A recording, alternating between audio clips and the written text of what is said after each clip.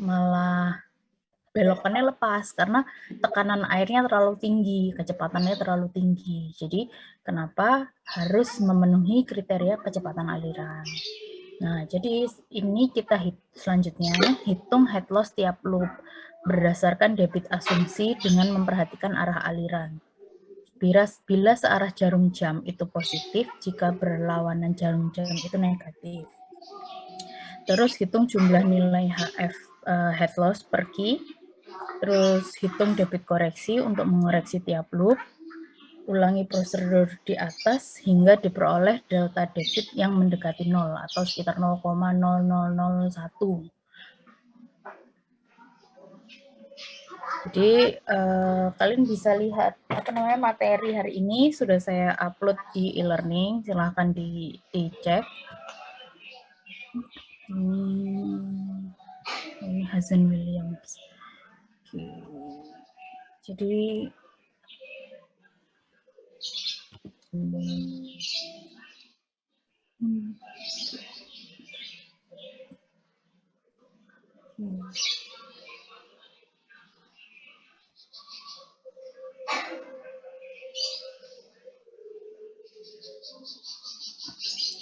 materi ini sudah saya upload di e-learning ya. Jadi kita akan belajar terkait sistem melingkar. Tadi kayaknya saya sempat ada pertanyaan juga kan, kelebihan dari sistem loop itu apa. Nah ini, jadi kalau sistem cabang dan sistem melingkar itu memang ada kelebihan dan kekurangannya masing-masing. Jadi kalau sistem melingkar itu memerlukan jaringan jalan yang saling berhubungan. Di awal kan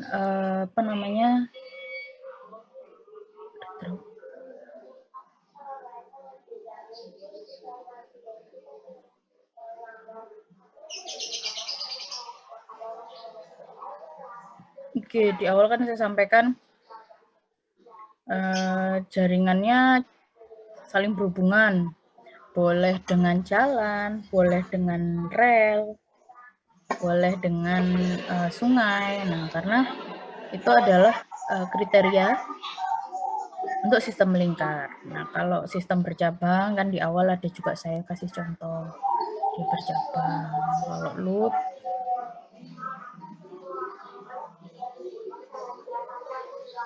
bisa seperti ini, bisa menyesuaikan kondisi area layanan, area perencanaannya kalian. Jadi kalau loop itu enggak mesti bunderser gitu. Jadi macam-macam. Bisa jadi bentuk lahannya ada yang meleot gitu ya. Kalian kan bentuk lahannya kan memang bermacam-macam. Seandainya kayak gini. Nah, bisa jadi cuma 3 loop. Loopnya posisinya di sini, yang ini ke sini, yang ini di sini. Nah, nggak masalah, berarti di sini ada 3 loop. Bisa jadi elevasi yang tinggi di sebelah sini, reservoirnya ada di sini. Di sini dia dekat dengan sungai, atau bisa diasumsikan ada mata air di situ, boleh. Posisinya dekat gunung atau di pegunungan, di lereng gunung. Di situ ada waduk, ada embung, atau bisa jadi mata air, kayak gitu. Ini kalian tentukan arah loopnya kemana.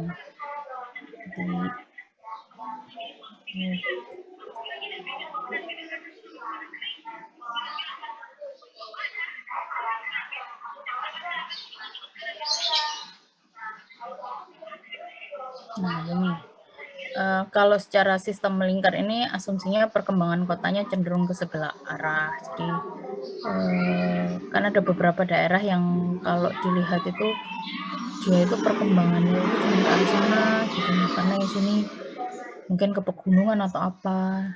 Itu jadi pertimbangan kalau secara ini ya, secara tata ruang.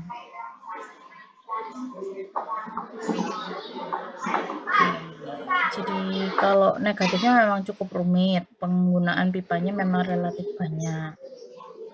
Tapi kalau secara kelebihan, tadi sudah ada yang jawab kayaknya ya. Sudah beberapa tadi saya cek sudah cukup tepat kelebihan apa namanya sistem loop.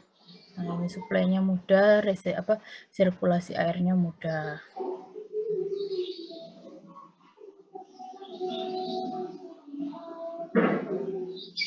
Nih, sistem melingkar itu tadi. Jadi kita bisa tahu dari kebutuhan debit suatu daerah, satu wilayah. Berarti asumsi kebutuhan reservoirnya kalian bisa dapatkan. Terus kalau nggak salah harus diasumsikan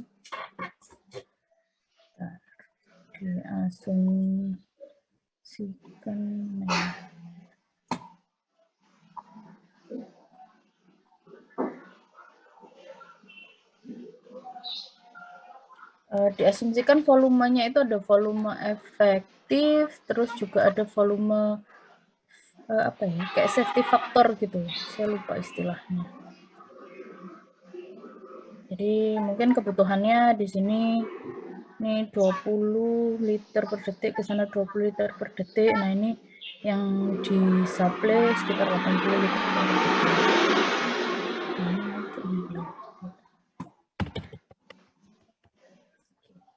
Nah, ini kebutuhannya betul, apa namanya 20 liter per detik, 20 liter per detik.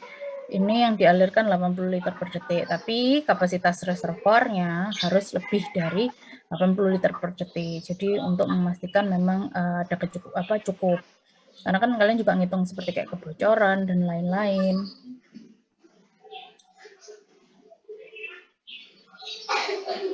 Nah, ini kalian kan menghitung kebocoran dan lain-lain. Jadi kan itu kalau memang kebutuhan di satu wilayah itu 100 liter per detik. Jangan hanya menyediakan 100 liter per detik, tapi ada safety faktornya, saya lupa istilahnya. Jadi untuk reservoirnya. Tapi kalau untuk di dalam jaringan harus dipastikan bisa mengalirkan memenuhi kebutuhan dari jaringan yang kalian layani. Jadi ini penentuannya ini jarak pipa, jarak antar nodenya A ke B, B ke C, C ke D, D ke E ke F, terus F ke C. Nah, ini kalian harus tahu jaraknya. Terus, nah itu tadi ini kan ada yang searah jarum jam. Nah, ini kalian berdasarkan elevasi, tadi kan sudah tahu ada sebagian yang melayani zona A, sebagian melayani zona B. Nah, ini juga seperti itu.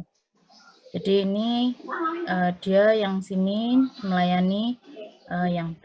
Nah, bisa jadi nanti ada yang melayani ke area sini. Nah, itu nanti kalian otak-atik dari petanya kalian. Nanti minggu depan lah kita lihatin lagi petanya kalian. Jadi kalau rumus yang digunakan ini menggunakan Hazen-Williams.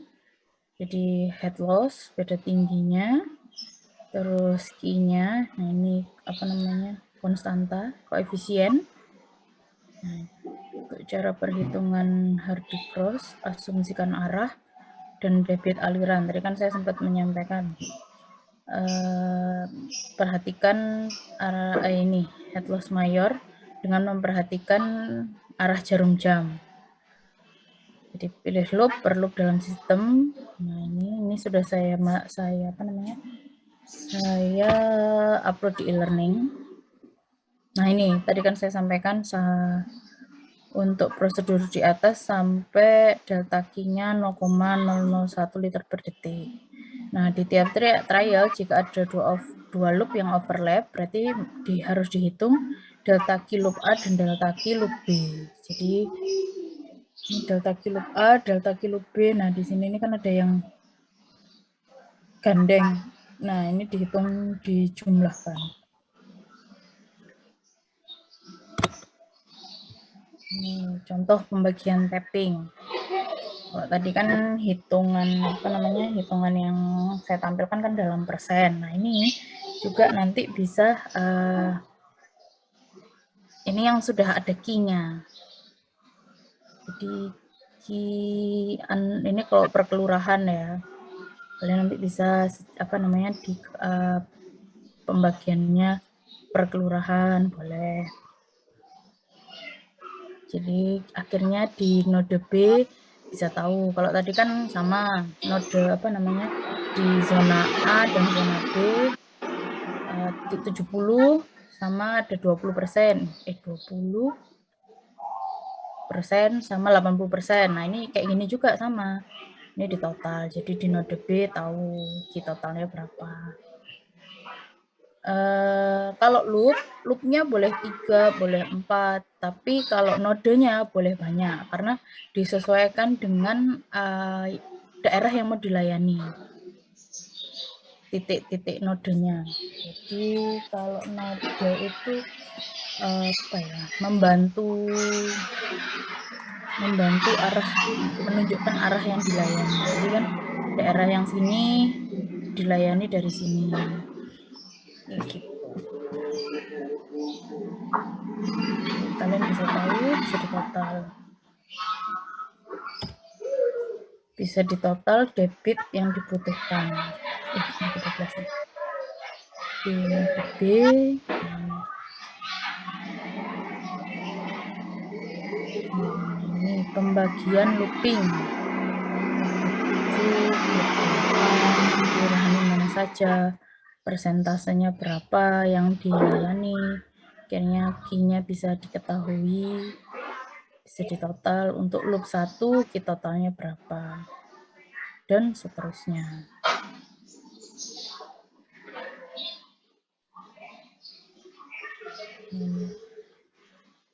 Ini A ke B, B ke C. Jaraknya 1000 meter, pipa yang digunakan 200 mm.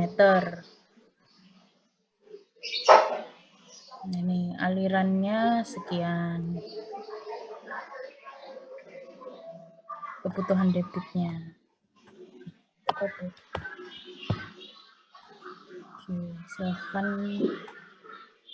silahkan untuk pembagian loopingnya dicoba-coba dulu, dibagi-bagi dulu, tapping, kita nyoba tapping dulu. Jadi kalian coba bikin loop, kalian coba bikin node berdasarkan elevasi, dicoba dihitung sampai totalnya dulu. Nah, minggu depan baru kita lanjut ke perhitungan yang hardy crossing. Untuk kriteria awalnya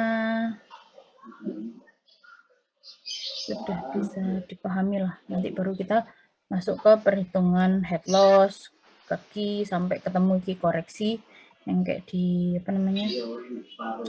di PowerPoint yang tadi saya sampaikan. Jadi sementara untuk minggu ini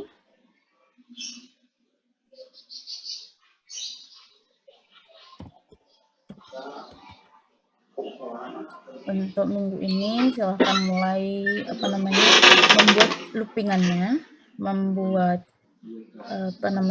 loopnya, menentukan nodenya, silahkan di otak-atik, terus dicoba diasistesikan dulu ke asisten dosen. Nanti hari Rabu kita bahas bareng.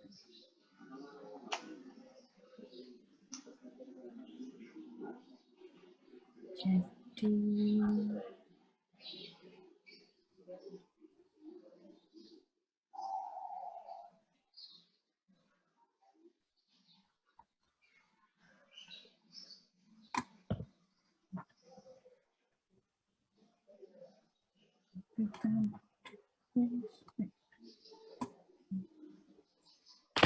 ini tadi ya pembagian tappingannya. Jadi node loop 1 ada berapa node, dia melayani area mana saja.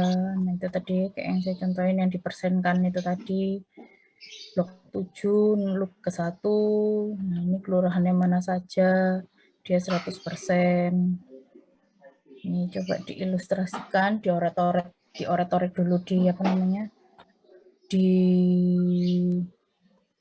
petanya kalian. Kalian bikin node berdasarkan elevasinya sudah dapat semua ya? Bagaimana, teman-teman? Sudah, Bu. Sudah. Akhirnya pakai ada yang dari apa namanya? Ada yang dari asdos atau pakai kondisi existing? Kelompok saya pakai kondisi real, Bu. Jadi ambil dari data DEM itu. Oke. Itu udah diupload belum ya di drive yang ditambahin elevasi? Udah ya? Saya belum ngecek lagi soalnya. Nanti coba deh saya cek-cek untuk elevasinya. Bisa jadi nanti kalau ada yang elevasinya agak menyulitkan, nanti cobalah kita sesuaikan aja. Kalau kondisi existingnya aman nggak masalah. Mungkin nanti kan kalau di awal kita tahu nih kita pakai gravitasi. Nanti otomatis kan bisa jadi tekanannya habis atau posisinya nanti ada elevasi yang naik.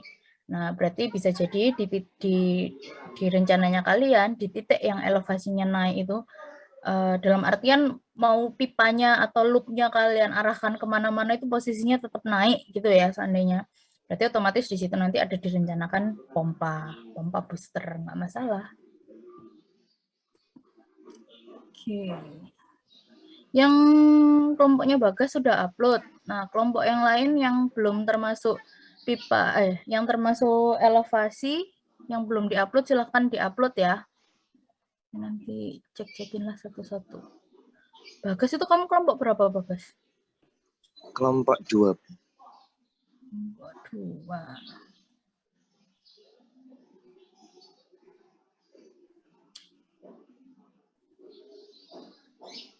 Ini ada 2, satunya digarisin, satunya yang kondisi existing. Jadinya pakai yang mana? Nah, itu bingung, Bu, kemarin mau nanya Bu Disti. Soalnya kan yang contohnya Bu Disti lalu itu yang kayak existing itu kan, Bu, ada elevasinya di dalam peta juga. Tapi kata asdos itu takutnya terlihat mengganggu, jadi disuruh pakai garis. Makanya itu nggak saya hapus. Jadi mending pakai. Nggak apa-apa, gini. Kalau memang pakai elevasi existing, nggak masalah. Jadi memang peta kontur itu ya wis ruwet gini nih. Cuma nanti biasanya setelah ruwetnya ini kan kalian gambar. Nah nanti ruwetnya bisa hilang. Setelah kalian menentukan konturnya, loopingannya. Nah, kalau kalian mau pakai yang kalian dibikin garis sendiri, ya nggak masalah. Garis sendiri ini yang dikasih asdos atau kalian bikin sendiri? Kalau itu dari elevasinya yang existing itu, terus saya garisin gitu, Bu. Jadi kan daerah sana itu buat ketinggiannya termasuk 500, terus semakin ke bawah itu semakin turun emang kebetulan peta saya. Jadi lebih gampang buat garisnya. Jadi garis sama existingnya kayaknya sama. Oh alah, ya sih. Ini masalah kontur. Saya tak buka dari sini.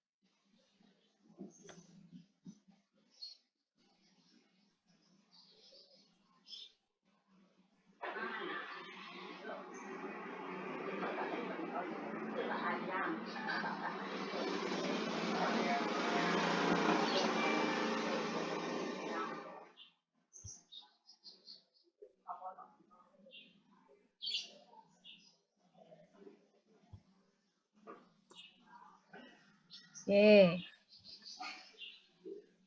Kalau memang pakai kondisi existing, nggak apa-apa. Ya emang bakalan ruwet kayak gini petanya. Jadi kalau memang mau pakai dari asdos, biasanya ya dikasih asdosnya. Jadi bisa jadi area sini berapa, area sini berapa. Kayak gitu. Tapi kalau memang maunya pakai kondisi existing, berarti ya pakai peta ini, nggak apa-apa, Bagas.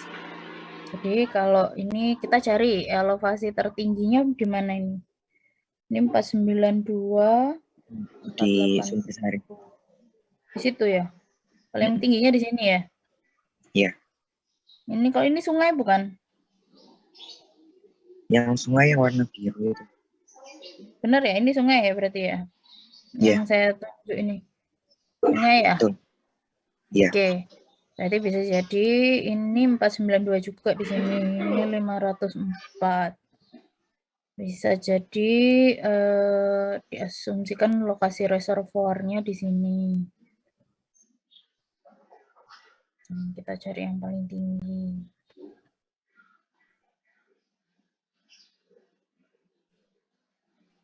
Jadi kalau bikin bisa mengikuti kontur yang di sini, nggak apa-apa. Kalau mau menghilangkan atau merapikan, yang kayak gini-gini aja dihapus nggak apa-apa, yang kecil-kecil ini. Bagas. Oh iya Bu, tapi kalau misal garisnya saya hapus, saya sisakan angka-angkanya doang gitu nggak apa-apa?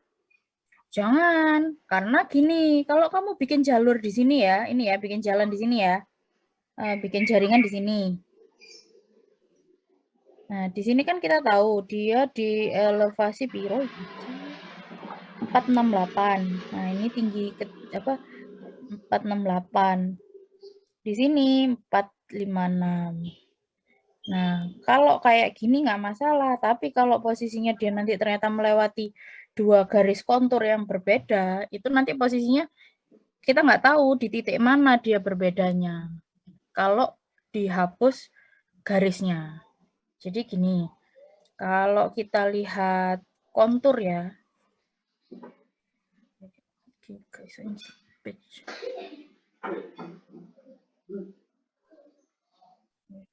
Stop share.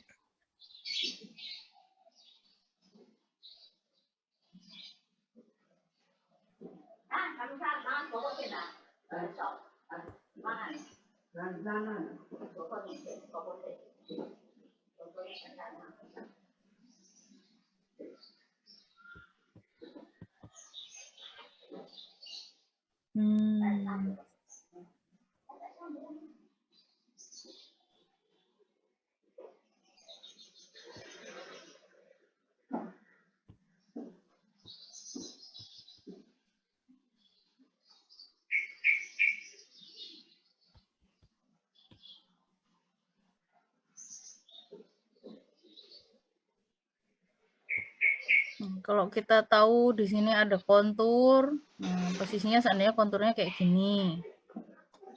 Terus, saya share screen udah nampak ya? Sudah terlihat.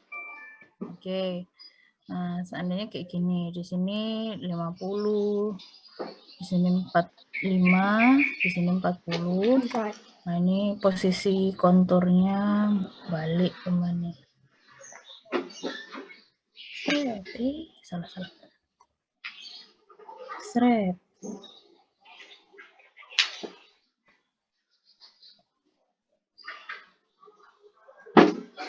Di sini berarti kan juga ada 45 kan? Jadi kalau kita potong gambarnya, konturnya itu bisa jadi ini 50, ini 50, ini 45, sini 40, di sini 45 lagi. Berarti kondisi jalannya kan kayak gini. Jadi kalau kamu kasih cuman angkanya aja, kita nggak tahu 40 ini posisinya dia sebenarnya ada di jalan ini enggak. Nah, kalau kamu cuma nulis 40 di sini, nah saya nggak tahu, orang-orang nggak tahu atau kalian jadi nggak tahu jalan ini ikut elevasinya berapa. Paham nggak maksud saya, Bagas ya kira-kira? Oh, paham kok. Jadi garis itu penting. Garis itu penting, biar rapi aja, yang kecil-kecil itu diilangin. Jadi cuman yang keriting-keritingnya itu aja. Jadi paling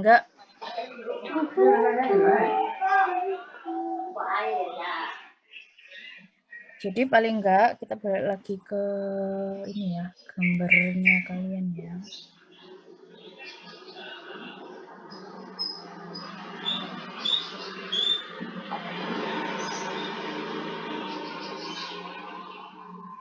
Jadi paling enggak yang dihilangin yang kecil-kecil ini aja. Yang keriting-keriting ini tetap dibiarin enggak apa-apa. Yang keriting-keriting ini dibiarin enggak apa-apa. Terus kalau yang kayak gini, ini kan 456. Di sini juga 456. Nah, ini yang kecil ini dihilangin enggak apa-apa. Yang penting garis motong ini kan kita tahu di sini 456. Kalau di sini ini 444, ya wis ini anggaplah interpolasian lah antara 456 sama 444. Jadi mungkin di 450 atau di 448, asumsi di situ aja nggak apa-apa. Yang penting kalau kamu memang pakai peta kontur asli, dirapikan kecil-kecilnya. Saya nggak masalah kalau masalah kontur ya, memang seperti itu. Jadi ruwet, ya memang ruwet. Gitu. Tapi kalau memang dikasih asdos, ya enggak apa-apa juga. Mungkin asdosnya ngasihnya. Itu kemarin dari Ya enggak apa-apa. dari asdosnya dari Mbak Niswa itu Bu minta dikeluarin elevasi aslinya dulu, nanti sama Mbaknya digarisinnya emang yang udah sesuai pengelompokan elevasi itu Bu yang kemarin. Oh ya sudah, kalau memang dari asdos akhirnya dibikinkan dirapiin ya enggak masalah. Saya pikir kalau belum ada diskusi dengan asdos. Saya nggak masalah kan kemarin sudah, kalau sudah ya nggak apa-apa Bagas.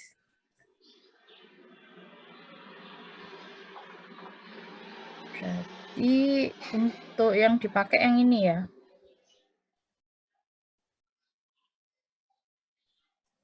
Empat 492. Ya, bateraiku habis.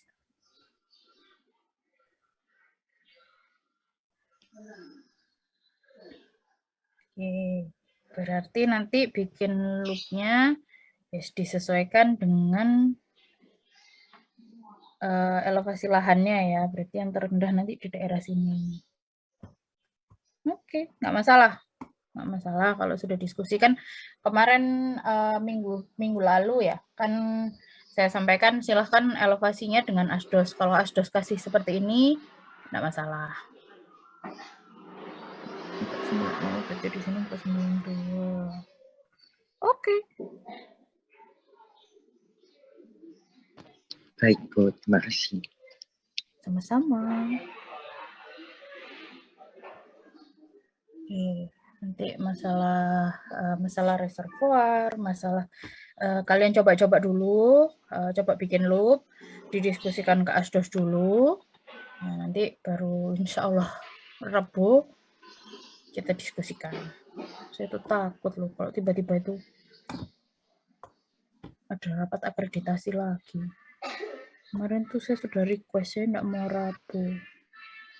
Mundur lagi, mundurin kuliah lagi. Yes. Gitu. Oke. Ini kelompok lain juga sudah diskusi dengan asdos masalah elevasi, sudah clear atau masih ada yang belum?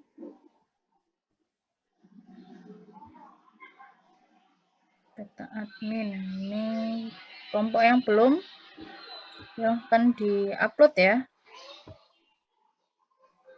Ini beberapa ada yang belum.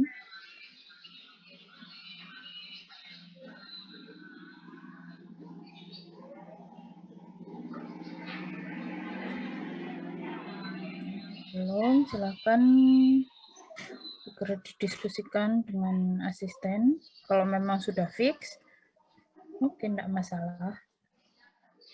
27,5, 27, 24, 25. Berarti otomatis ke sini turun.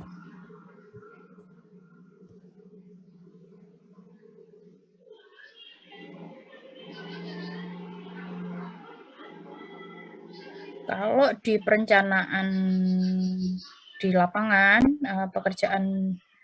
perencanaan kayak gini, biasanya harus dilakukan pengukuran lagi di lapangan. Jadi tidak hanya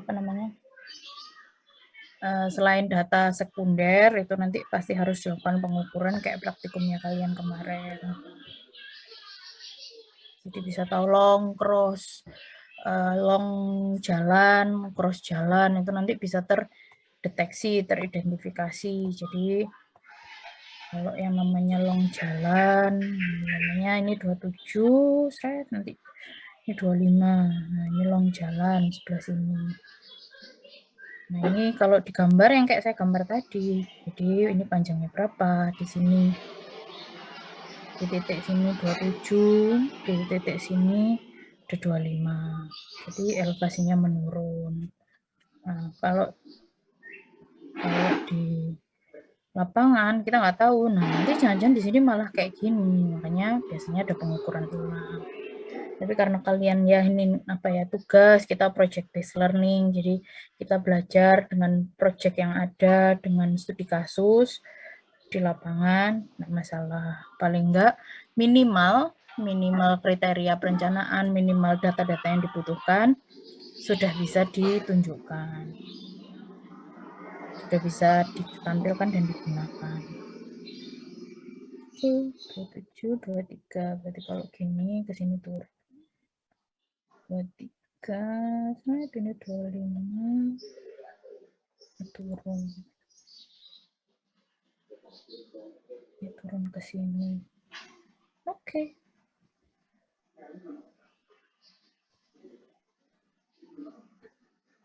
Yang petanya belum dilengkapi, silahkan segera dilengkapi ya. Yang belum koordinasi dengan ASDOS, silahkan segera koordinasi dengan ASDOS. Nanti kalian bisa coba-coba bikin loopingannya, terus dilihat titik-titik nodenya. Nah, itu tadi, yang area area sini dia elevasinya ke bawah, ke kanan, ke zona yang mana.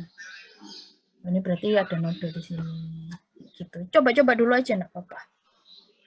Kita sambil sama-sama belajar.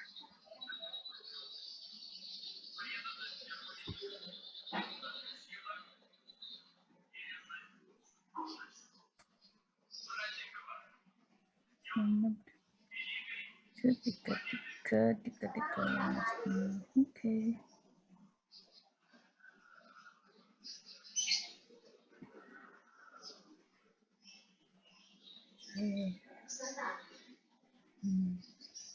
Nah, ini salah satu contoh yang petanya cukup informatif. Jadi peta sebenarnya kurang satu ada key plan.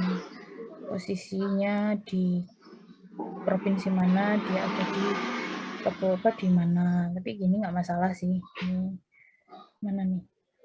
Kota Madiun. Nah, di Kota Madiun. Ini Kota Madiun. Nah, area rencananya di sebelah sini. Area perencanaan. Oke. Jadi orang waktu lihat itu, di Kota Madiun. Nah, ini baru dibagi per kelurahannya di dalam kecamatan yang direncanakan.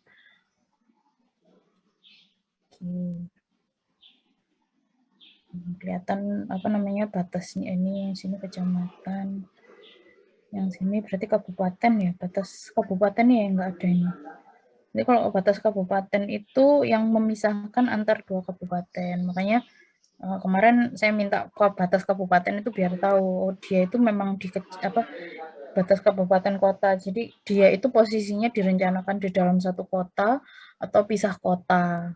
Jadi mungkin ada yang Kota Pasuruan gabung sama Kabupaten Pasuruan. Itu itu kalau di lapangan bisa jadi namanya spam regional karena melayani lebih dari 1 kota kabupaten. Ada 2 kota kabupaten yang dilayani.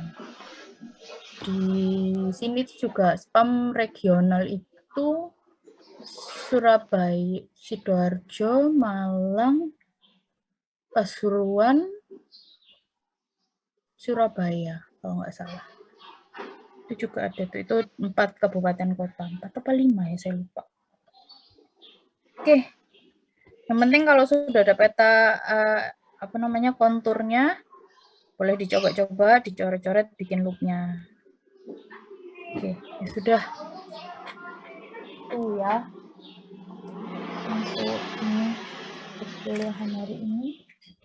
Ya, tak lanjut. Nah, ini ada kuliah lagi di sini. Terima kasih banyak. Mungkin kalau ada pertanyaan boleh ditanyakan ke saya langsung di grup, boleh tanya asdos dulu juga boleh. Silahkan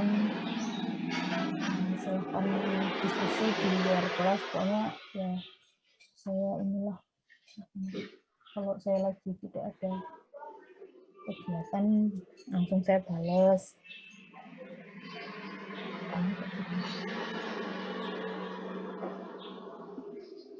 Sudah, materinya sudah saya upload di e-learning, silahkan dibaca-baca. Kalau ada pertanyaan, silahkan tanya ke saya atau tanya ke Asdos dulu juga nggak masalah. Dicoba-coba, nanti hari Rabu saya cek lah looping-loopingannya kalian bagaimana. Lalu kita masuk di materi selanjutnya. Oke, terima kasih untuk kehadirannya hari ini. Semoga bermanfaat. Semoga kalian sehat selalu. Sudah dapat surat edaran kan ya? Yang online sampai UTS, Dok. Iya. Sudah. Oke, jadi ini ya, kita online sampai UTS, nanti setelah UTS masih ditinjau ulang lagi. Ya wes, semoga sehat selalu semuanya lah. Terima kasih. Saya akhiri. Wassalamualaikum warahmatullahi wabarakatuh. Waalaikumsalam warahmatullahi wabarakatuh. Terima kasih banyak. Terima kasih banyak Bu.